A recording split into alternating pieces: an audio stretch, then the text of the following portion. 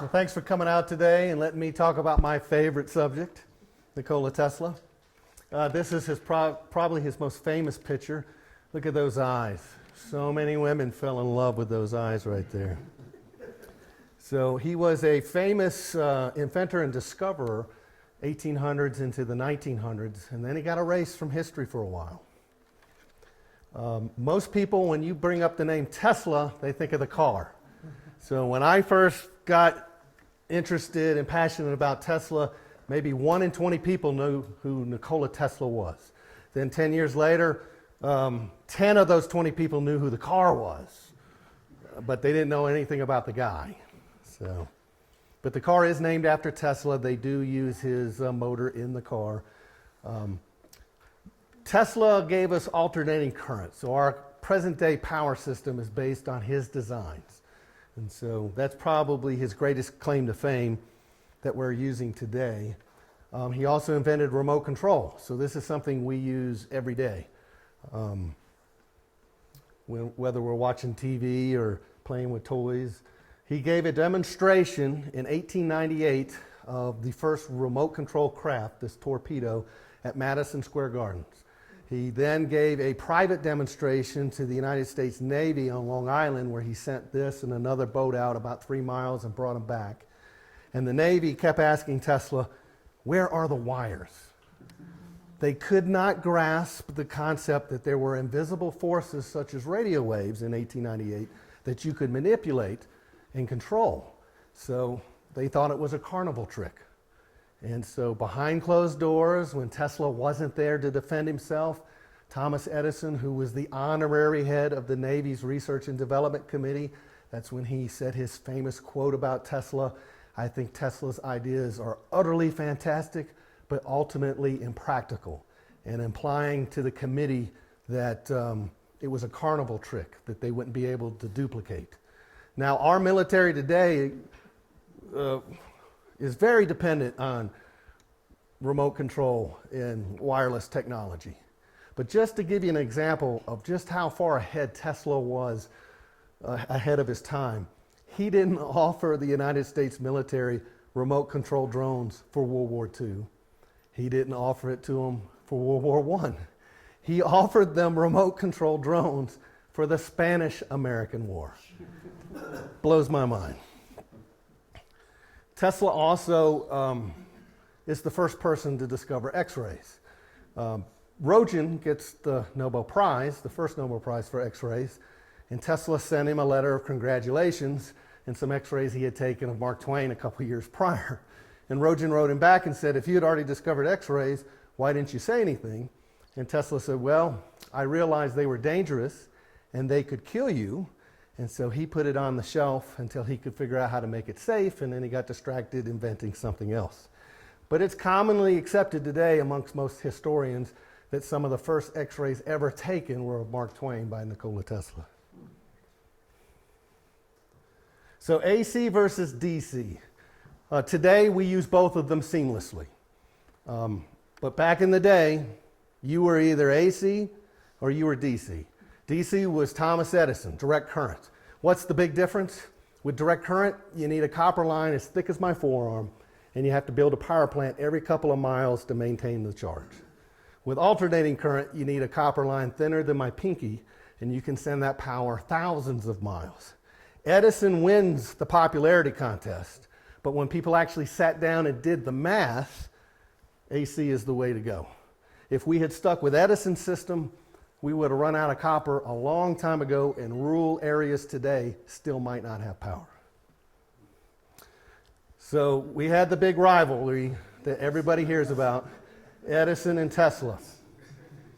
A lot of people forget, especially historians, that when we actually had the war of currents, at that point in history, both systems, Westinghouse's AC system and Edison's DC system, had been completely designed or redesigned by Tesla. So when Tesla first landed here in the United States, he worked for Edison. That was 1884. He worked there for about 9 months. He tried to get Edison interested in his alternating current designs. Edison wouldn't even look at the plans. He said, look, if you want to help me figure out why my system keeps breaking down. So for the next 9 months, working 20-hour days, 7 days a week, Tesla redesigned Edison's DC system from the ground up to the point that all new patents had to be filed. Of course, they got filed under Edison's name and not Tesla's name. But when we actually had the war of currents, at that point in history, both systems had been designed by Tesla. So a lot of people think that the rivalry between Edison and Tesla has been exaggerated and blown out of proportion. So let's forget about Tesla for a second. Let's put him on the shelf. Why do you think Hollywood is in Southern California and not in New York and New Jersey where it started? And it's because of Thomas Edison. Thomas Edison controlled the silent film era. He controlled every aspect of it. He invented the first motion picture camera. He had the first studio, the Dark Maria. He had the patents on the first processes to develop film. And if you think you were going to do an independent film and go around Thomas Edison, you better think again. If he couldn't get the police and politicians in his pocket to shut your studio down, he'd eventually send a crew of guys out called the muckers, and they would bust you out, burn your business to the ground, and take all your money. He didn't even want you to have a theater experience. In the beginning, films were like an arcade. You would wait in line, just like I did in the 80s, to play video games, and when a film machine opened up, you would stand in front of it, you'd put a coin in, and you'd turn that little crank, and if you wanted to see to the end of that film, you had to keep putting your money in. He didn't want you to have a theater experience because you could sneak your friends in, and that's money out of his pocket. But if an entire industry had to uproot and relocate just to conduct business, what do you think Tesla went through every time he went against Edison? And why did Hollywood move out there when they did? They finally had the technology to add sound to film. Edison doesn't have those patent rights, so he stalls it. And they're not allowed to add that to the industry. And they realized if we want to evolve, we have to get out of New York and New Jersey. Edison was pretty much deaf at this point in his life anyway. He didn't care about sound. So how did I get interested in Tesla? I made a connection with Tesla and Mozart. I was in the play Amadeus. Has anybody seen the movie or the play? That's me with the funny looking wig all the way in the back. I'm a fine arts major. I had seen this show on TV about Tesla where they said he invented radio and remote control and all this stuff. And I'm like, why have I never heard of this guy before? Not once was he ever mentioned in any history or science class I ever took. So I got a book, I'm reading it, I'm backstage waiting for my cue to go on stage, and I had an epiphany. I was like, oh my goodness. Tesla and Mozart shared the exact same type of genius. They used it very differently, but they both spoke over 8 languages, they both had photographic memories, they both suffered from a condition known as synesthesia and photostasia. That's where you see sound, you taste colors, that type of thing. And they both used picture thinking in their creative process. So Mozart would picture the music in his head, work it all out. And when it was perfect, he would just transcribe it with no corrections. Tesla would picture it, his inventions in his head, build it, rebuild it, modify it, and when it worked perfectly there, he would just go and build it. And it would work the first time almost every time. So think of Tony Stark in the Marvel movies when he's working on his armor and he's got the holographic program and he's got the thing in front of him and he's taking parts here and he's making the modifications there. That is picture thinking. That's what Mozart and Tesla could do in their heads without the computer. There's a lot of connections between Mozart and Tesla. Tesla says, if you want to know the secrets of the universe, think in terms of energy, frequency, and vibration. Well, what is music other than energy, frequency, and vibration? Mozart was the premier scientist of his day in the only science that was allowed, which was music, because music was also art. He would not have been able to do experiments like Tesla because he would have been brought in front of the Inquisition and tried as a witch. So there's a lot of connections between those two. So not only did their geniuses mirror each other, so did their lives. Salieri was to Mozart what Edison was to Tesla. It's the same story. Now, I wrote a play called Mark Twain and the War of Wizards, and I had a hard time writing Edison's character because every account we have of Edison, he's this great American. We see the true stories of Edison in other people's biographies. Why the film industry moved to Southern California, what Tesla had to say about Edison. And so about the time I was writing my play, there was this TV show called The Sopranos on, and it gave me the answer I needed. When you think of Thomas Edison, think of Tony Soprano. They are very charismatic. They're natural born leaders. People like them. People wanted to work for them and work with them. But if you got on their bad side, or you interfered with Edison's patent royalties or Tony's VIG, they couldn't get the police and politicians in their pocket to shut you down. Eventually they sent a crew of guys out, and they do get their money. So J.P. Morgan. We had the rivalry with Edison, but J.P. Morgan is the man who erased Tesla from history, and it was pretty thorough. He backed Edison during the War of Currents, the 1893 World's Fair, which they lost to George Westinghouse and Tesla. Once the entire world saw the system in action, AC became the new standard. J.P. Morgan decided he was going to take over the industry and basically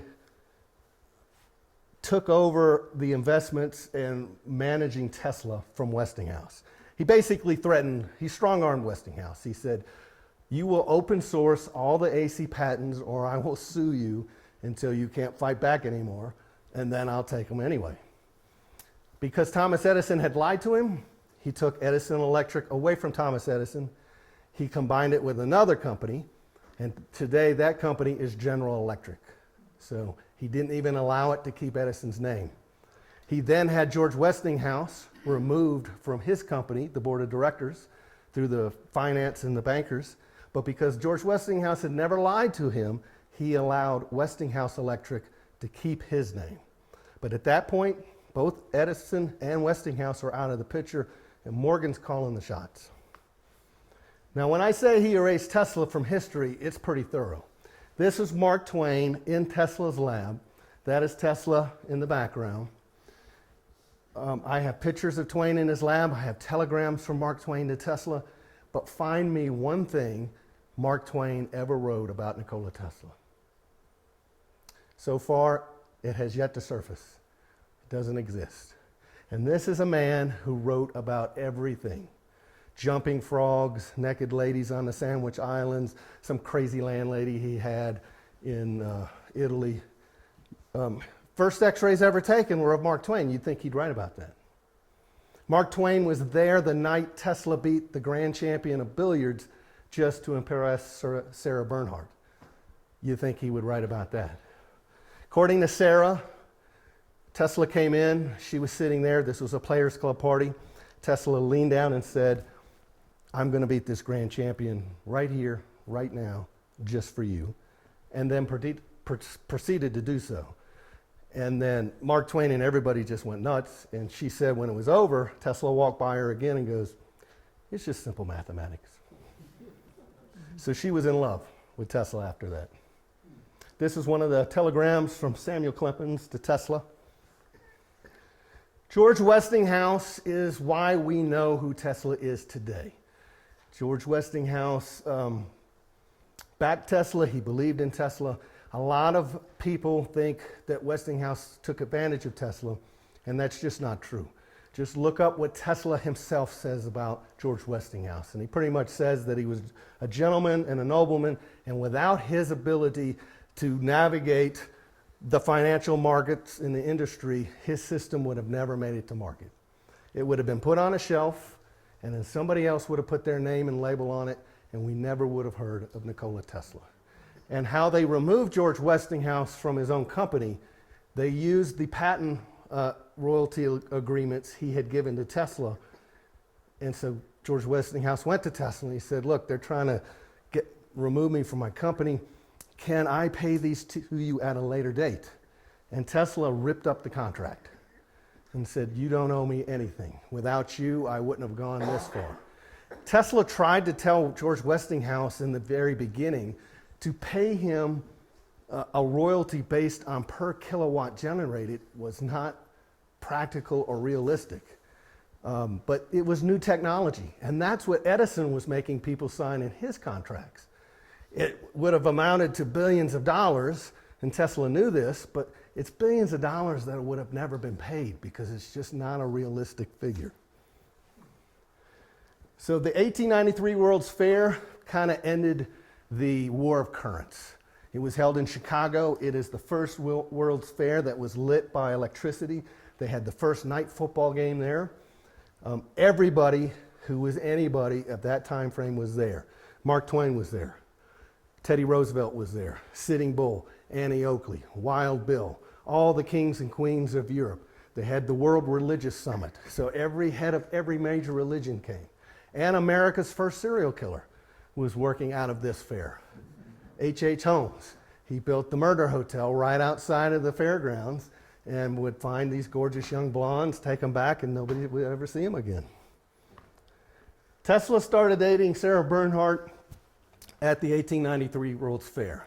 He met her at the Players Club, and after he did the little stunt where he beat the grand champ, the world's best pool player on a whim, she was in love.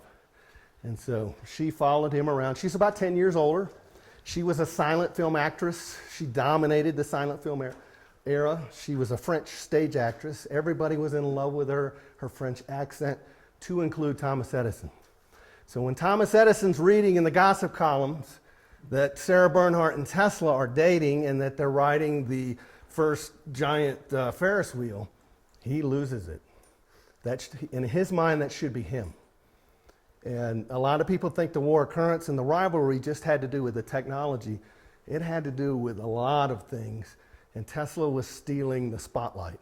And Edison couldn't accept that. So in 1895, Tesla's laboratory in New York City burns down. And so no more taking the players. Mark Twain would take the Players Club to these after parties at Tesla's lab. So as he put it, they could see the future. Because it was the only place on the planet where you could talk through a radio, see neon and fluorescent lights, see things light up and work wirelessly. So in 1895, the lab burns down under mysterious conditions. Edison immediately makes a gesture to the press. "Oh, this is horrible. I have this lab space in New Jersey, and Mr. Tesla can use this space to get back on his feet." So he's kind of rubbing salt into the wound. But this leads to Tesla coming to Colorado. General Palmer is out here in Colorado, and he's trying to put Colorado Springs on the map. He tried to get his wife, Queen, to move out here, and she didn't want to move out here. She liked New York, and she liked London, and she liked Paris. That's why he built her a castle in Glen Erie. And so he actually starts this marketing campaign where he starts calling Colorado Springs Little London. And so they're hoping to get all the latest styles and fashions here and get this buzz going. So when they hear that Tesla's lab burns down, and they also read in another article he's looking to do experiments at high altitude, General Palmer sends the attorney for the El Paso Electric Company, a guy by the name of Leonard Curtis, to make Tesla an offer. He knew George Westinghouse. He asked for an introduction. And they offered Tesla free land and power if he will relocate here to Colorado Springs and do his experiments. And what they're hoping is going to happen is that Tesla is going to be like Edison and make all these grandiose announcements and have some great new invention every 6 to 9 months and put Colorado Springs on the map. But Tesla came out here with a very specific purpose in mind. He was hyper-focused, and he was a little paranoid at the time. If you go to the Tesla archive downtown, one of the first things he bought was ammo, crates of ammo. And he had armed guards at his laboratory here and at Wardenclyffe. So this is what Colorado Springs looked like when Tesla came out. He could not stay at the Antlers Hotel.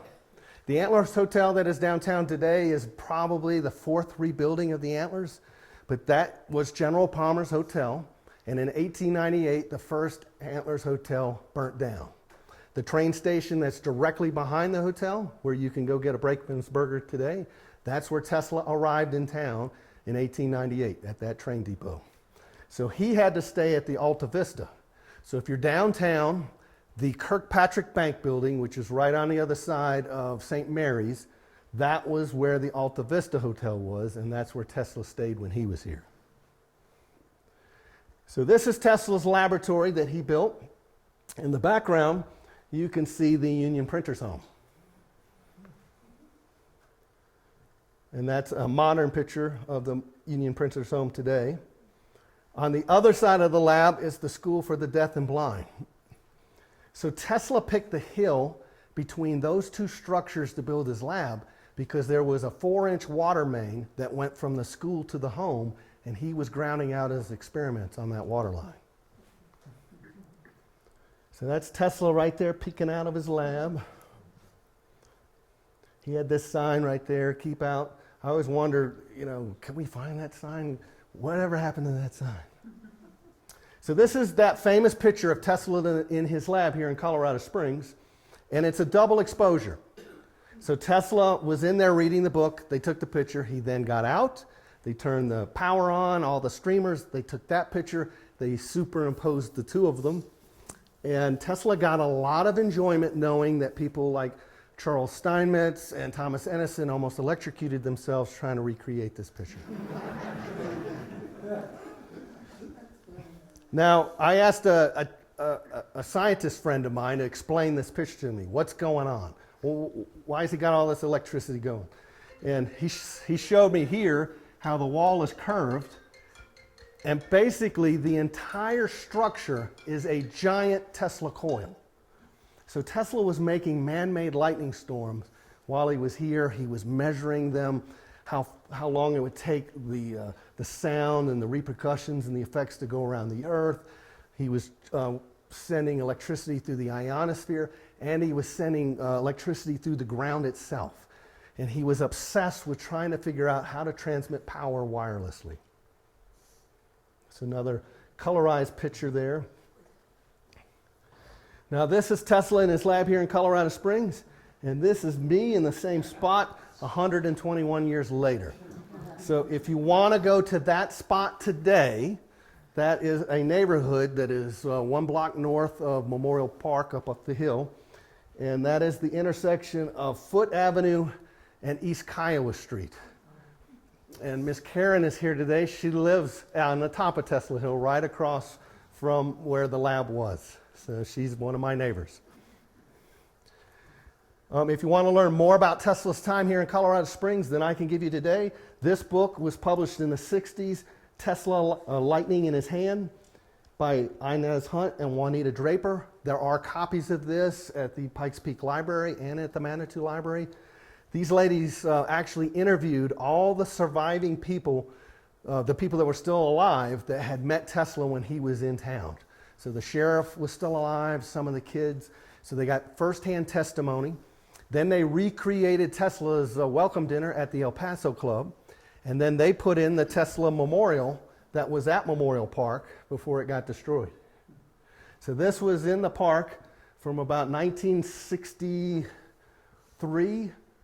And then in 2016, the year before I moved here, a windstorm took out that cedar tree and it crushed that sign. And that's what was left when I came in 2017 and I went on my pilgrimage to see the memorial. I couldn't find it anywhere. So I start looking around I pulled up the picture, I look at the tree line, and they told me, yeah, there was some memorial to somebody, I can't remember. But the tree crushed it, we cleaned it up. And I said, well, are you guys going to replace it? And they were like, I don't think so. Now, if Thomas Edison himself had cut that tree down to crush the memorial, I could accept that. But an act of God. So I posted a video, Can't My Hero Get a Break? And this guy was the first to respond. This guy is Stan Mullins. He's a famous artist and sculptor, and he's a drinking buddy of mine from Athens, Georgia. And he said, Patrick, it's not like you don't know anybody, you can't build a statue. And I said, Stan, you would do that? He said, absolutely. So this is Stan with Vince Dooley at the University of Georgia. That's the Vince Dooley statue. I was there for that dedication. This is Stan with the King family. He just had his second national monument, Martin Luther King for the city of Atlanta. That's him with the King family as well. That's him working in the studio. That's his first national monument, Chief Tomachichi. And that's me. When I got back to Athens, he called me up and said, all right, let's go to lunch and you can tell me all about this Tesla guy. So that's us and me talking about my favorite subject. And Stan said, well, give me an idea for the statue. I can't draw. So I came up with this collage of stuff, and this is what Stan started with, and then that's what he came up with. So that is Tesla and his assistant Coleman Zito. And I told him, I said, we got to include this Coleman Zito in the statue because he actually saved Tesla's life when he was out here doing some of the experiments. One of the switches got flipped on when Tesla was in the lab. He had sent Coleman Zito to the train depot to get a special delivery, which didn't come in, so Zito came right back to shut the power off just in time because Tesla was trapped by the streamers and was in danger of losing his life. So we didn't have a face for Coleman Zito. And Stan was like, well, what are we going to do, Patrick? There's a couple of pictures of Coleman Zito, but he's always in the background sweeping the floor because Tesla had OCD. And I said, well, let's put David Bowie's face on Coleman Zito. And Stan said, why? I said, well, there's a movie called The Prestige, and David Bowie played Tesla, and he did a great job. Stan loved it because he's a big fan of David Bowie. That's from the movie. So this is Hollywood's interpretation of what Tesla was doing out here, lighting banks of incandescent light bulbs just by touching them to the ground. And so that was the design. And so Stan has done some work on it. This is the only marker to Tesla in Memorial Park right now. It's very accurate, the description, but it's very small. You'd miss it just by walking by it. And then in 2021, I got a call out of the blue from this guy who runs the Maple Grove Cemetery in Kew Gardens, New York. And he sends me this picture. And he said, Mr. Ryan, we have an unmarked grave that has a Coleman Zito in our graveyard. It's been unmarked for the last 95 years. We did some further research, and it's the same individual. Would you help us mark his grave after 95 years? So I had to call up Stan and say, hey, buddy, we can't use David Bowie's face anymore because now we've got a picture. The city that same year called me to play Tesla in the 160-year parade, and they said, Mr. Ryan, we want you to be Tesla. We got this float for you. And I said, you realize Tesla's tall and thin and attractive, and I'm not. But I know a guy. So my buddy Tom, he actually cosplays as Dr. Strange, and with some shaving and all that, he looked just like him. It was fantastic. Everybody loved us. They were actually waving at Tom like he was Tesla. Tesla, we love you.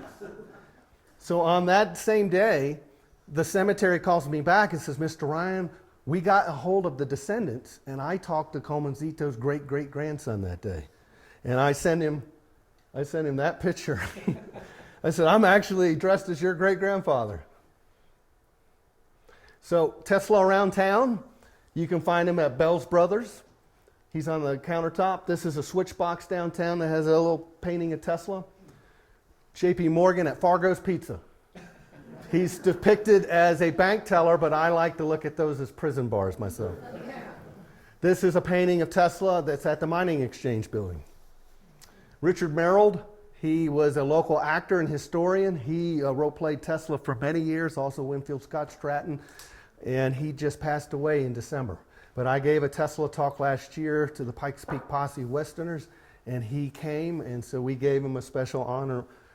We recognized him for his helping out with Tesla. So I'm just about out of time. Does anybody have any questions?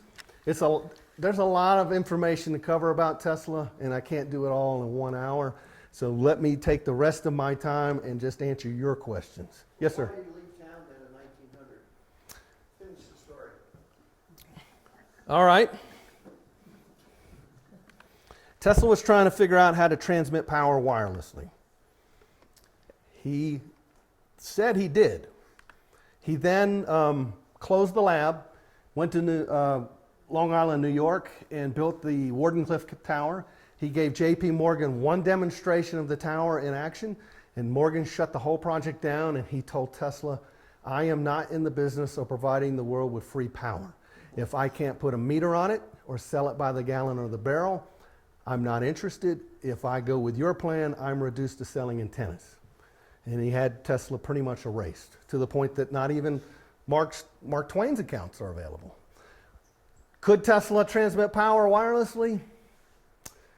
There's a lot of problems with doing that, but if it didn't work, why erase him? Why suppress it? I used to work in law enforcement as a police officer, and when we don't have all the answers, we reverse engineer it. Who benefited by this person disappearing? Who made money from this situation? But this is a bill from the El Paso Electric Company to Tesla. There's an urban legend, and it's not really a legend, it really happened, that Tesla burned out the dynamo here in Colorado Springs. Now, it's been embellished over the years. When they write about it today, they write about it as if it's a power outage that we experience. But when Tesla was here in 1899, the only thing that was on the power grid was lights. And his agreement with the power company was he would only do his experiments at night between 11 p.m. and 4 a.m. So when he did burn up the dynamo, they had a backup system ready to go. And like I said, there were no appliances, no traffic lights, nothing like that. So it was just basic lights. But if you look at this receipt right here, it says October 14th for the damages on October 14th. So what happened on October 14th? Tesla and Comanzito are trying to figure out how to transmit power wirelessly, and all of a sudden the power to his lab is cut. And Tesla's upset. He picks up the phone, he calls down to the power plant, and he says, hey, you shut my power off, I need you to turn it on right now. And whoever the engineer on duty was said, we didn't shut your power off, you blew up the dynamo. And if you want your power turned back on, you're gonna have to come fix the one you blew up. So this receipt right here, it's not only just the dynamo, it's also the lines, the connectors, they all burned out. Now another historian said, well, Patrick, that's only $245. That's not a lot of damage. Well, again, we're talking about $1899. So let's factor in for inflation, and that's like $21,000. So right after this experiment, the city and the power company rescind their offer of free power. And so they start billing Tesla for the coal. Tesla stuck to the original agreement. In his mind, this is what you offered me, this is what was guaranteed. It never went to court while Tesla was here, so to say he ran out on his bills isn't exactly accurate. But Tesla evidently got the results he was looking for and then moved back to New York. Anybody else? Yes, sir. Do you believe that pyramids were used to generate wireless electricity, and did Tesla use pyramids at all in his experiments? I have no evidence that Tesla ever used pyramids. I've seen the documentary. It looks very promising. I'm not a scientist like this gentleman here who's a physicist, but there might be something to that. You know, we've got pyramids all over the world and the obelisk, and we still got stuff we can't explain, so who knows? It's very possible. Yes, sir. I worked for a guy who lived on Blaney Road south of 94, and there was an old building there that they claimed was a Tesla building. Not on his property, but between 94 and his property. I would be wary. I wondered if maybe they didn't transmit to that from the one downtown. Since I've moved here, I have people that come up to me and say, hey, you know, my neighbor's barn, we think Tesla, another guy said, I think Tesla wired my house. Is there any way I could prove that? And so no, Tesla didn't wire anybody's house when he was here. The barn was torn down and was sold at a sheriff's auction. I do know for a fact that the wood was reused to build 3 houses in the Ivy Wild neighborhood. All the other stuff was bought up by the electric companies and the local mines because they were putting in power and power plants for their operations. And then whatever was left over was seized by the government when he died in 1943. They went anywhere and everywhere Tesla had ever been, and they seized everything. Yes, sir. What is a good general book on Tesla, not just here, but his whole life? If you want to just check one out of the library, Lightning in His Hand is great. One of my favorite books is by David Kent, and that one is a good, let's see if I can pull it up. I think it's called Tesla, the Wizard of Lightning, and it's got the best timeline in it. It's got all of the best photographs that involve Tesla, Tesla and Twain, so it's very interesting. Yes, sir. Is it true that the Niagara Falls hydroelectric plant was the first successful hydro plant in the U.S., and that Tesla had something to do with that plant's success? The plant was built with his designs. So the 1893 World's Fair determined which direction we were going to go, AC versus DC, and then the first practical application of AC was Niagara, and they used Westinghouse's dynamos, which was Tesla's design. Tesla himself didn't ever enter the plant because the rotation of the dynamos affected him in some way, but it was all his. He did inspect the plant, he did visit it, and then on the day that they turned it on, he came and gave a speech, and he starts talking about transmitting power wirelessly. And that's when J.P. Morgan, who had just bought all of the copper mines and rubber plantations, and the only people buying copper were hanging wire at the time, that's when he got wind that Tesla was working on more than just trying to invent radio. So that's why he shut him down. Yes, sir. Do you believe Tesla was heavily delved into occult knowledge and had Freemason connections? Cult knowledge. Sarah Bernhardt introduced Tesla to Swami Vivekananda. He was the head of the Hindu religion at the time. And he came to Tesla's lab. And if you go to Calcutta to Swami Vivekananda's, where they have his museum, he made Tesla a saint of the Hindu religion. Because he said when he visited Tesla's lab, and Tesla ran electricity through himself, he saw prana in Tesla. So he asked Tesla to look at these ancient Vedic texts, and he said, look, we don't think they're talking about anything philosophical here, anything religious. It appears to be technical, but we can't understand it. Can you make any sense of it? And Tesla did look at it. That information on what Tesla figured out has been denied to us. It's been seized and classified. But I can tell you this, the Nazis and the CIA were also very interested in those same texts, independent of Tesla. In fact, Oppenheimer quotes those texts when he detonates the first atomic bomb. And now I have become the destroyer of worlds. He's quoting the god Shiva from those texts. So anything that the Nazis, the CIA, and Tesla are interested in independently, something might be there. Anyone else? Yes, sir. Did Tesla ever go up to the top of Pikes Peak and use that as part of his There was a trail up to Pikes Peak. I can't imagine anybody visiting Colorado Springs and staying here for 9 months and not going to the top. I know I did. You've been there. So I'm sure he went to the top of Pikes Peak. He probably had some equipment up there at some point. The base of his operations was in the Nob Hill neighborhood, but he was transmitting to receivers that he had at different locations.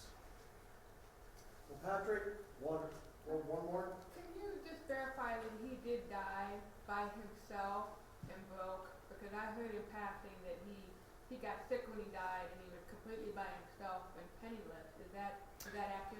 Tesla died January of 1943. He was found alone in his hotel room by the maid, and he could have been dead for a couple of days, but he did die penniless and alone. The Westinghouse Corporation was paying his hotel bill, and they had been for the last 10 years because it got exposed in court, and then the press picked it up that Tesla was destitute, and they owed all their money and success to him. So they agreed to pay his hotel bill for the rest of his life. So I was just in the room Tesla died in last month. It was very small, and it was sad. He spent the last 10 years of his life basically being ignored in that room. Yes, sir. You showed a slide, I think of the title page, somewhat, notes from Colorado 1900. That is the document that Tesla authored, is that right? Yes, sir. Okay, I think I've read that. It's only about 6-7 pages. But in there he says something like, well, I could see lightning 150 or whatever kilometers away, and I could hear thunder. What do you make of those observations as he wrote them up? That distance of lightning? Well, Nob Hill was an open field back then. There was Okay. nothing impeding your vision for hundreds of miles. And he did invent equipment just to be able to monitor lightning and lightning strikes Okay. and how far the energy was going. And it was circling the Earth. And he was able to calculate the circumference of the Earth based on the sound that the lightning made as it traveled. So, very smart guy. You guys want to hear this quick little 3-minute video? Yeah, Hello, my name is Patric Ryan. I live in Colorado Springs, Colorado, and I'm here to talk to you about finding Colemanzito. I was told I only had 3 minutes to give this presentation at the Tesla Memorial Conference, so let's get to it. Who is Colemanzito? Well, he was an assistant of Nikola Tesla. That is me dressed as Colemanzito for a parade in Colorado Springs. The city actually called me to play Tesla that day, and I had to tell them, Tesla is tall and thin, and I'm not, but I know a guy. Now, when I moved to Colorado Springs, I was a little distraught that there wasn't any markers to Tesla in town. And so I posted a video, Can't My Hero Get a Break? And this guy was the first to respond. And he said, well, Patrick, it's not like you don't know anybody who can't build a statue. This guy is Stan Mons, and when it comes to statues, he's pretty famous. And he said, when you get back to Athens, let's go to lunch, and you can tell me all about this Nikola Tesla. So this is us at lunch, me talking about my favorite subject. Now I told Stan, if we're going to do this statue right, we're going to have to include this other guy, Colemanzito.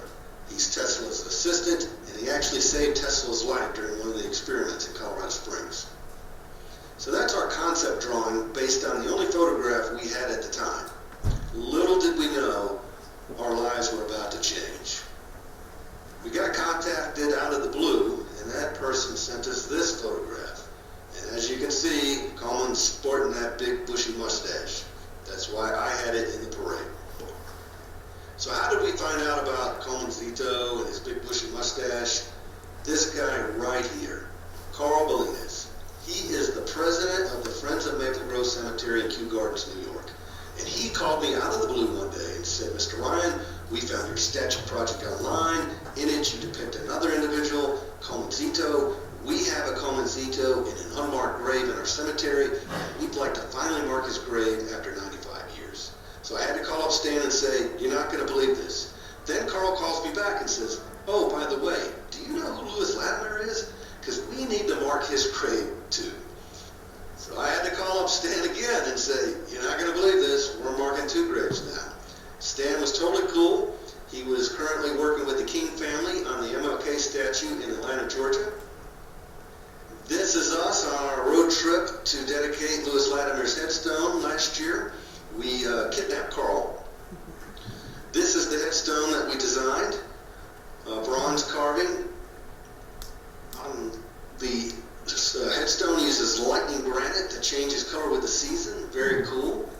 We also found out there were several other people unmarked in the grave, and I said, if we're going to mark one, we're going to mark them all. So we did. Everybody is included on the back of this headstone.